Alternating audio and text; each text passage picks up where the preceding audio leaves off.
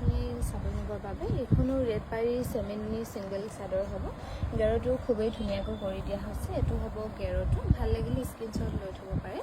আৰু এইখন হ'ব ব্লেকত পদ্মিনী কটনৰ গেৰো ছিংগল চাদৰ হ'ব। গেৰ কৰি খুব ধুনীয়াকৈ বনাই দিয়া হৈছে। এইটো হ'ব গেৰটো, ব্লেকত হ'ব। এইখনো ব্লু কালাৰ পদ্মিনী কটনৰ গেৰো ছিংগল চাদৰ হ'ব। গেৰোটো ইয়াতো খুব ধুনীয়াকৈ কৰি দিয়া হৈছে অৰেঞ্জ আৰু য়েল্লোত। আৰু এইখনো পিংক কালাৰ পাৰি চেমিনুনি গেৰো ছিংগল চাদৰ হ'ব। খুবেই ধুনীয়াকৈ কৰি দিয়া হৈছে। এইটো হ'ব গেৰোটো, এইখনো চেমিনুনি গেৰো ছিংগল চাদৰ হ'ব। ইয়াত কিন্তু পাৰি কৰা হোৱা নাই, গেৰোটো এনেকৈ থাকিব। ভাল লাগিলে স্ক্ৰীনশ্বট লৈ থ'ব পাৰে। এইখনো হ'ব ৰেডত চেমিনুনি গেৰো ছিংগল চাদৰ হ'ব। এইখন কিন্তু চেমিনুনিত বনাই দিয়া হৈছে। গেৰটো থাকিব এনেকৈ চিম্পুলকৈ সৰুকৈ বনাই দিয়া হৈছে ধুনীয়াকৈ।